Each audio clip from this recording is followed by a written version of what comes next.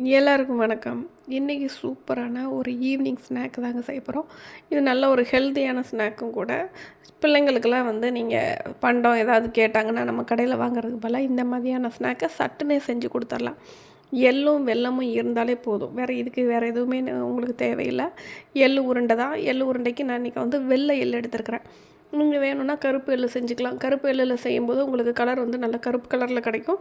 நீங்கள் அந்த இடத்துல கருப்பட்டி போட்டால் டேஸ்ட்டும் உங்களுக்கு நல்லாயிருக்கும். எள்ளும் கருப்பட்டியும் சேரும்போது அது ஒரு மாதிரி சுவையாக இருக்கும்.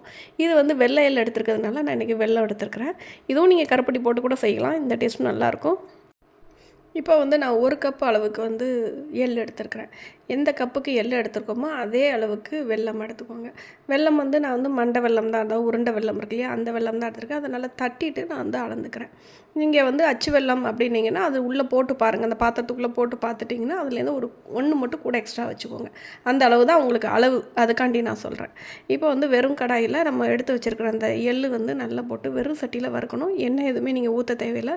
மிதமான சூட்டில் வச்சுட்டு நீங்கள் வறுத்துக்கோங்க. நல்லா படபடன்னு உங்களுக்கு வெடிக்கணும். அது வெடிக்கிறது உங்களுக்கு பார்த்தாலே தெரியும். பட்டு பட்டு பட்டுன்னு வெடித்து தெரிக்கும். அந்த அளவுக்கு வறுத்துக்கோங்க.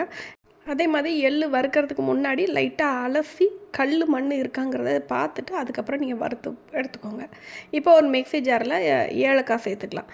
ஒரு 3 ஏலக்காய் நான் சேர்த்துக்கிறேன். அது கூடவே நம்ம வறுத்து வச்சுருக்கிற அந்த எள்ளையும் கொஞ்சம் கொஞ்சமாக சேர்த்துட்டு ஃபுல்லாக ஃபாஸ்ட்டாக ஓட்டக்கூடாது. லைட்டாக விப்பர் போட்டு இந்த ரிவர்ஸ் பட்டனோ இல்லைனா விப்பர் பட்டனோ சொல்லுவாங்க இல்லையா, அந்த மாதிரி லைட்டாக விட்டு விட்டு நீங்கள் மிக்ஸி ஜாரை லைட்டாக ஓட்டிக்கோங்க. ஓட்டிட்டு இந்த வெல்லமும் கொஞ்சம் கொஞ்சமாக சேர்த்துட்டு நீங்கள் ஃபுல்லாக அரைச்சிக்கோங்க. பெரிய ஜாராக இருந்தால் உங்களுக்கு ஃபுல்லாக ஒட்டுக்க போடலாம். நான் 2 டைம் போட்டு எடுத்துக்கிறேன்.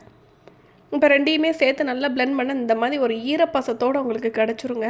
இதுக்கப்புறம் நீங்கள் இதுக்கு எதுவுமே தேவையில்லை. டக்குன்னு உருண்டையே நீங்கள் பிடிச்சிக்கலாம். இதை நீங்கள் திரிச்சிட்டு கொஞ்ச நேரத்துலேயே அந்த சூடு லேசான வெதுவெதுப்பாக இருக்கும்போதே நீங்கள் பிடிச்சிடணும்.